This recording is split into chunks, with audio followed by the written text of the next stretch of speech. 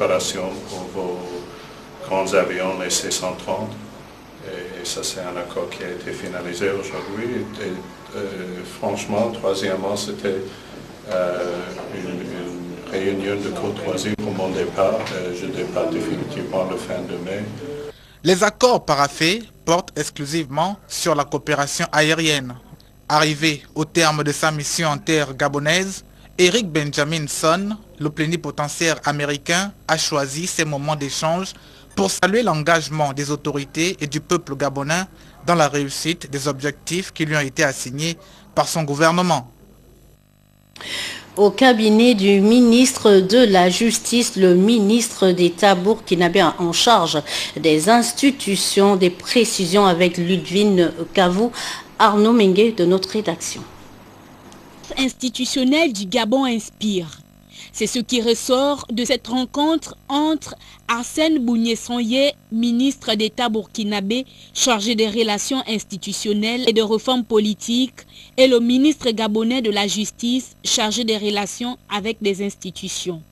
Où nous avons échangé un peu sur l'articulation qui existe dans nos deux pays respectifs entre, d'une part, le gouvernement et d'autre part, les institutions de la République. Nous avons été préoccupés également par la mise en place future d'un Sénat au Burkina Faso, pour lequel aussi nous, dans le cadre de notre séjour, nous recueillerons un certain nombre d'informations précieuses afin que le bicaméralisme dans notre pays soit un avènement heureux, parce que ce n'est pas évident que quand on est habitué à fonctionner avec un parlement à une chambre, et quand ça passe à deux chambres, ce soit forcément de bonnes relations qui existent. Mais nous savons qu'ici au Gabon, c'est vraiment des relations harmonieuses qui existent. Et c'est pour ça que nous sommes là, pour nous inspirer. Une visite de travail qui vient renforcer la coopération institutionnelle entre nos deux États. C'est une démarche qui, a priori, sera très constructive, très fructueuse, parce qu'en même temps que les relations avec les institutions constitutionnelles du Burkina Faso veulent s'enrichir de l'expérience du Gabon dans le cadre des mécanismes des relations avec les institutionnels au Gabon, dans le cadre de la consolidation de l'état de droit, le Gabon va s'enrichir également de l'expérience du Burkina Faso dans d'autres secteurs, tels que la sécurité pénitentiaire, l'agriculture. La gouvernance, notamment le bon fonctionnement des institutions d'un pays, est un facteur de développement et partant de l'émergence, objectif fixé par le Gabon. L'autre volet de l'actualité concerne le respect scrupuleux des règles de sécurité et de santé au travail, consigne ferme du ministre de l'Emploi Luc Oyoubi à l'occasion de la 12e journée mondiale de la santé et de la sécurité au travail. Edgar Djembi Doukaga, Victor Mundunga. D'abord des civilités au maire de la commune d'Ovendo, suivi des échanges autour des questions de sécurité et de santé au travail, à l'origine de cette visite du ministre gabonais de l'Emploi, décidée à la faveur de la 12e journée mondiale y relative. Première escale, Tropical Gabon Industrie, qui transforme le bois. Aujourd'hui, c'est la journée de la sécurité et de la santé au travail, et donc nous sommes sur le terrain pour voir dans quelle mesure les unités de production du secteur de l'industrie du bois respectent les normes en matière de sécurité et de santé au travail. Nous, aujourd'hui, on est engagé dans cette démarche de bien-être et de la santé et de la protection du travailleur. Et à travers de cette visite du ministre, c'est clair que nous avons aussi constaté que nous avons encore des améliorations à en faire. Et donc on se mettra à niveau pour pouvoir, bien sûr, honorer au mieux nos obligations à ce niveau-là. Le ministre de l'Emploi est venu échanger avec tous les personnels sur les conditions de travail, au contact des équipements et dans un environnement parfois nuisible à terme. On définit comme maladie professionnelle toutes les affections que l'on contracte lorsqu'on a une activité particulière. Ça peut être dans le bois, dans l'agro-industrie, dans le pétrole et j'en passe, dans le textile. Donc lorsque vous rentrez dans une entreprise, vous n'avez pas cette pathologie. Et au bout d'une certaine durée d'activité, vous contractez une maladie qui est liée en fait aux éléments environnementaux dans lesquels vous exercez. Il y a donc quelque chose à faire face à des risques subtils de maladies dans ce type d'activité. On peut même suggérer de faire des tests d'allergie parce que pour quelqu'un qui est allergique à la poussière, travailler dans la zone d'écorchage, ça peut poser des problèmes. Et ce serait souhaitable qu'on fasse des tests d'allergie, monsieur le docteur, essayer de nous produire des allergologues qui nous permettraient de détecter assez tôt les allergies pour mieux les traiter. Sur instruction du ministre Luc Oyubi, ses collaborateurs ont étendu cette visite d'inspection aux installations de l'opérateur de bois Somivab à Essassa. Dans l'ensemble, le ministre de l'Emploi a noté le faible taux d'accident dans cette industrie du bois, mais a dit rester très vigilant sur la délicate question du respect de la sécurité et de la santé en milieu professionnel.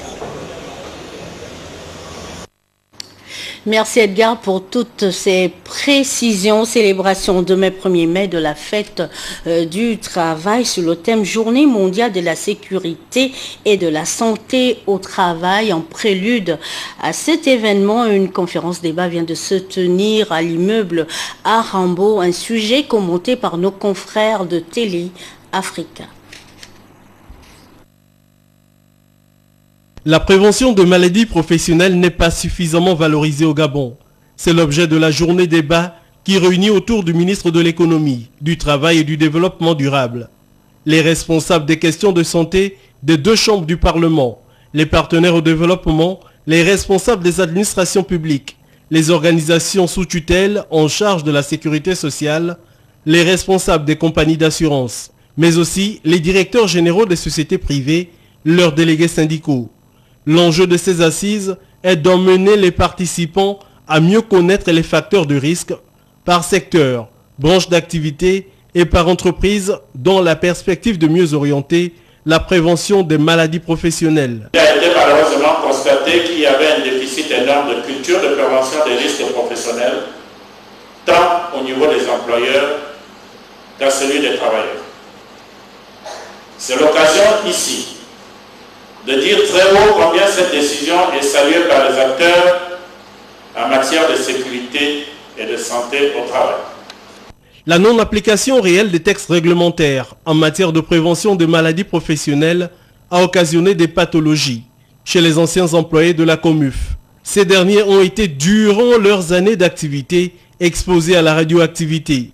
Plusieurs d'entre eux ont même perdu la vie. La présence d'un médecin du travail dans chaque entreprise de production et de service peut constituer une réponse urgente pour prévenir les maladies auxquelles sont exposés les employés. Si un grand nombre de maladies professionnelles est bien connu, d'autres telles que les troubles psychiques, les troubles musculo-squelettiques et la mauvaise ergonomie des situations de travail sont relativement récentes et se propagent. La 12e journée mondiale de la sécurité et la santé au travail est célébrée simultanément avec la 17e journée africaine de la prévention des risques professionnels. Il y a là comme une illustration d'un problème que soulève la définition des maladies professionnelles, leur diagnostic et leur déclaration. En somme, les participants ont eu près de 24 heures pour examiner des réflexions permettant de mieux orienter la prise en charge en ce qui concerne l'évaluation des dommages corporels, l'application des barèmes, la réadaptation fonctionnelle, la réinsertion sociale et la prévention des complications. 1er mai, fait du travail, chômé et payé sur toute l'étendue du territoire national, promouvoir le socle de protection sociale pour un Gabon émergent. C'est le thème retenu cette année. Dans l'immédiat, nous vous proposons de suivre un extrait du discours circonstanciel qui a été prononcé par le ministre Luc Oyubi. À travers son projet de société, l'avenir en confiance, le président de la République, en son axe 9, le Gabon a mis en place une politique qui privilégie l'élaboration d'un cadre juridique qui favorise l'extension de l'assistance sociale de tous les Gabonais. Dans la mise en place du socle de protection sociale, l'on peut d'ores et déjà affirmer que 8 des 9 risques sociaux déterminés par l'OIT concernant la sécurité sociale sont pris en compte par le Gabon. Il s'agit de la maladie, les prestations familiales, la maternité, l'invalidité, le décès, les accidents du travail, les maladies professionnelles et la vieillesse. Ces risques ont jusqu'ici étaient couverts par la Caisse nationale de sécurité sociale. Avec l'avènement de la Caisse nationale d'assurance maladie et de garantie sociale, le Gabon a amorcé l'extension de la couverture maladie obligatoire universelle. L'assurance maladie obligatoire universelle permet à notre pays de s'affirmer dans une assurance au service de la solidarité nationale. Une solidarité envers les plus démunis ou vulnérables et une solidarité professionnelle pour tous les travailleurs. L'intégralité de ce discours circonstanciel à la fin de cette édition d'information, justement pour parler des festivités qui vont marquer la journée du 1er mai à Libreville. Nous recevons sur ce plateau Madame Irongi Léonie, directeur général du travail, de la main-d'œuvre et de l'emploi. Bonsoir. Bonsoir, madame. Alors, demain, on commémore la fête du travail. Qu'est-ce qui symbolise cette fête du 1er mai? Merci madame. La fête du travail représente la victoire des travailleurs auprès de leurs employeurs après des luttes acharnées pour obtenir certains droits tels que le droit au travail et le droit à la protection sociale. D'accord. Alors qu'est-ce que vous avez prévu au programme cette année? Qu'est-ce qui va se passer concrètement? Cette année, notamment au niveau de Libreville, il y a eu une innovation. Nous avons laissé la liberté aux travailleurs de fêter eux-mêmes leur fête du travail. Donc ils vont organiser certaines manifestations telles que le défilé ou autres comme les conférences. Et l'administration se concentrera seulement à organiser la cérémonie de décoration de la médaille du travail. Et elle va se passer à l'immeuble à Rambo, à l'esplanade de l'immeuble à Rambo à partir de 7 heures. Donc Libreville, décoration des travailleurs. Et à l'intérieur du pays, qu'est-ce qui va se passer? Il y aura le défilé? À l'intérieur du pays, il y aura le défilé il y aura le défilé parce que nous avons commencé seulement à faire cette innovation au niveau de Libreville. Mais l'intérieur du pays aura le défilé comme les années précédentes. Merci madame pour toutes ces précisions. Merci. Et bonne fête. Merci madame. Je vous remercie. Il est porté également à la connaissance des agents du ministère de l'Agriculture, de l'Élevage et de la Pêche du Développement Rural que la cérémonie marquant les festivités de la fête du travail du 1er mai est reportée à une date ultérieure. Le comité d'organisation présente ses excuses pour le désagrément. Et puis le secrétaire général du ministère de l'économie numérique, de la communication et de la poste invite les professionnels de la communication et les responsables des syndicats de ce secteur de bien vouloir prendre part aux travaux de validation de la plateforme sur la dépénalisation des délits de presse qui auront lieu le jeudi 2 mai 2013 à partir de 8 h à la maison Georges Raviri. Par ailleurs, ils sont également conviés à la cérémonie officielle de lancement des manifestations de la Journée mondiale de la liberté de la presse le vendredi 3 mai 2013 à l'auditorium de la maison Georges Raviri à 9 h. Le présent communiqué tient lieu d'information et d'invitation.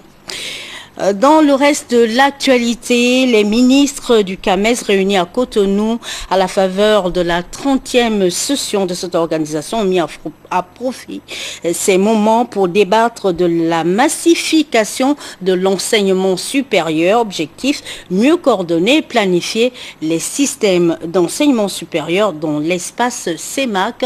C'était un reportage de Patrick Simangoy. La 30e session ordinaire du Conseil des ministres du CAMES a également inscrit à son ordre du jour la massification dans l'enseignement supérieur des États membres du CAMES. Quelle solution?